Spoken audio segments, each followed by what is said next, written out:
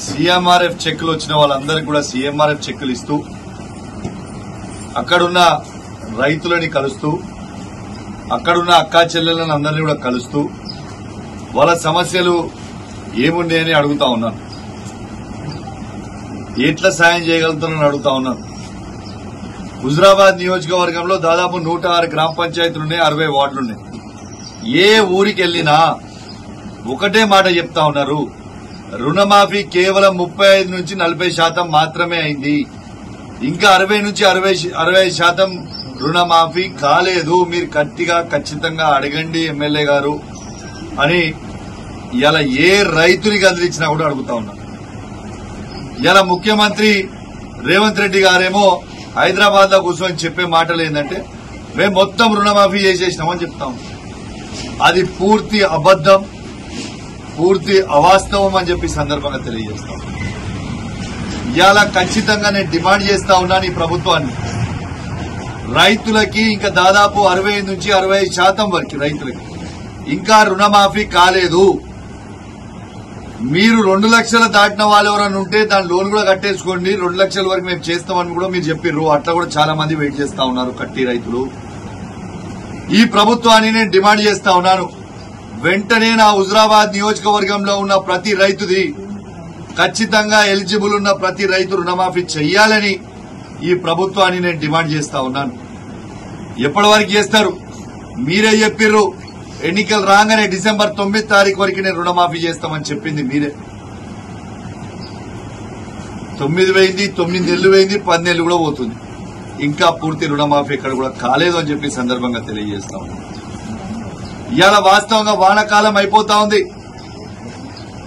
ఇవాళ ఖరీఫ్ పంట ఇంకొక 10 రోజులలో వస్తా ఉంది. ఇంకా రైతులకి మీరు ఎందుకు రైతు భరోసా ఇంకా ఇయ్యలేదు అని చెప్పి నేను అడుగుతా ఉన్నాను. రేవంత్ రెడ్డి గారు మీరే అన్నారు కదా, ఇప్పుడు రైతు బంధు తీసుకుంటే కేవలం 5,000 వస్తాయి, రేపు నేను వచ్చిన తర్వాత 15,000 వస్తాయి అని చెప్పింది మీరే కదా. మరి ఇవాళ దాకా ఈ ఖరీఫ్ సీజన్ అయిపోతా ఉంది, ఇంకొక వారం 10 రోజులు అయితే కటింగ్ స్టార్ట్ అవుతుంది, ఇంకా ఎందుకు మీరు రైతు భరోసా ఇయ్యలేదు అని చెప్పి మేము అడుగుతా ఉన్నాం.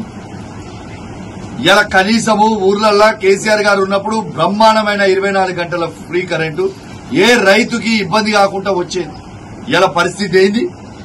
ఇలా ట్రాన్స్ఫార్మర్ కాలిపోతాయి, లైన్లు తెగిపోతాయి, కరెంట్ ఎప్పుడు పోతుందో తెలియదు, ఎప్పుడు వస్తుందో తెలియదు, రైతులు మొత్తం ఆగమాగం అవుతా ఉన్నారు. ఇది వాస్తవమా కాదా ఒక్కసారి మీరు ఆలోచన చేయండి.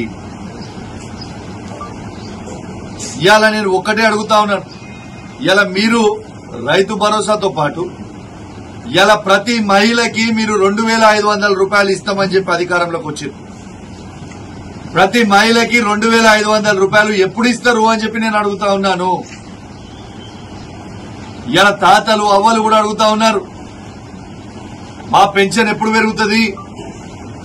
రేవంత్ రెడ్డి గారు రాగానే 4,000 రూపాయల పెన్షన్ చేస్తామన్నాడు, వికలాంగులకు 6,000 రూపాయల పెన్షన్ చేస్తామన్నాడు, ఇంకా పెన్షన్ ఇస్తలేడైందని అడుగుతా ఉన్నారు. మరి 4,000 రూపాయల పెన్షన్ ఎప్పుడు చేస్తారు? వికలాంగులకి 6,000 రూపాయల పెన్షన్ ఎప్పుడు చేస్తారు అని చెప్పి నేను అడుగుతా ఉన్నాను.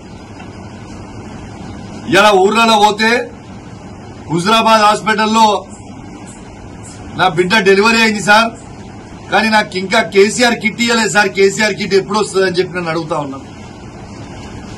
ఇలా కేసీఆర్ కిట్ ని మీరు ఎందుకు బంద్ చేసిరు జవాబు చెప్పాలి.